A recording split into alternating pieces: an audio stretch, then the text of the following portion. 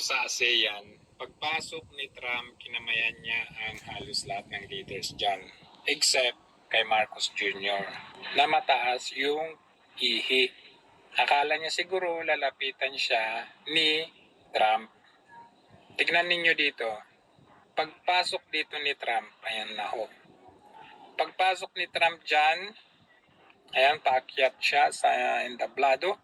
Ayan, sa balikat ni Singapore.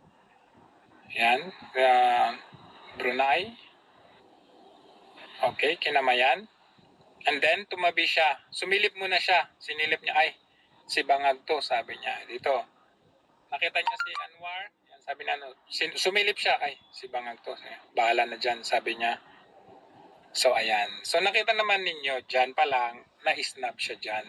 Kaya, dito sa APEC, natuto na siya. Sabi niya, ay, mapapahiya na naman ako dito. Balita sa Pilipinas na inisnab ako ni Trump. Ngayon hindi pwede. Kailangan lumapit ako kay Xi Jinping. Ganun ang kanyang mentalidad dito. Dahil ayaw niyang mapahiyang muli. So dito makikita natin na ang bawat leaders dito ay hindi ma-pride. Smiles, shake hands. And ganun naman talaga kasi ang gusto nila cooperation. Kasi mga kapitbahay natin yan. So after na mag-deliver ng speech itong si Xi Jinping, 1月，在中国广东省 pagkatapos ng kanyang speech dito, tayo ang South Korean leader. And then shake hands sila. Alright. Dito ay hindi natin inaasahan na may isang magnanakaw na lumapit. Alam mo yung parang wedding crasher. Parang bigla na lang siyang lumitaw. Ayan, biglang lumitaw. May biglang lalapit sa'yo. Biruin ninyo on the last minute, no? Maraming mga pagkakataon yan. Bigla siyang lumapit. Nagulat nga si, nagulat si Xi Jinping at lumapit din yung kanyang premier, no? To the rescue kasi baka kung anong gawin ni Marcos Jr. Siyempre may pagka-traidor talaga itong Marcos na ito. Kala mo ka-shake hands mo.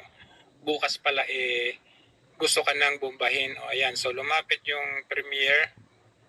And then parang guard ba? Bodyguard. Pero makikita niyo ang gesture ni Xi Jinping. Tignan mo yung tingin. Unang tingin niya parang nakakita siya ng multo, no? Kasi ikaw ba naman for the past years bira ka ng bira sa China, tapos bigla kang susulpot, makikipag-shake hands ka. On the last day pa, on the last minute, no? Kasi maraming pagkakataon na pwede mong i-shake hands itong si Xi Jinping. Dito sa dinner, bakit hindi mo nilapitan? Dito sa family photo, bakit hindi mo nilapitan? Dinaanan mo na lang siya, tignan ninyo. Andyan si Xi Jinping, madadaanan mo na lang siya, inisnab mo pa. Ayan o, kamayan na dito, bakit hindi mo kinamayan dito? Ayan, tignan ninyo dito, yan. Yan. Oh. Bakit dinaanan mo lang?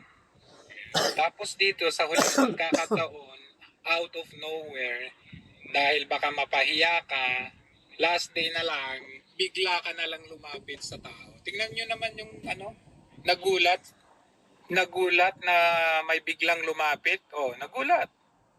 Tignan ninyo ang kanyang premier. To the rescue, lumapit dito. Yung extension ng kanyang kamay. Tingnan mo si Xi Jinping, ganyan lang oh, very short. Kumbaga, sa kanya, dakdak ka ng dakdak. Tapos, syempre hindi rin maganda kapag isnabin ni Xi Jinping, di ba? So, pinakita niya, stand tall siya, stand tall. Shake hands for the sake of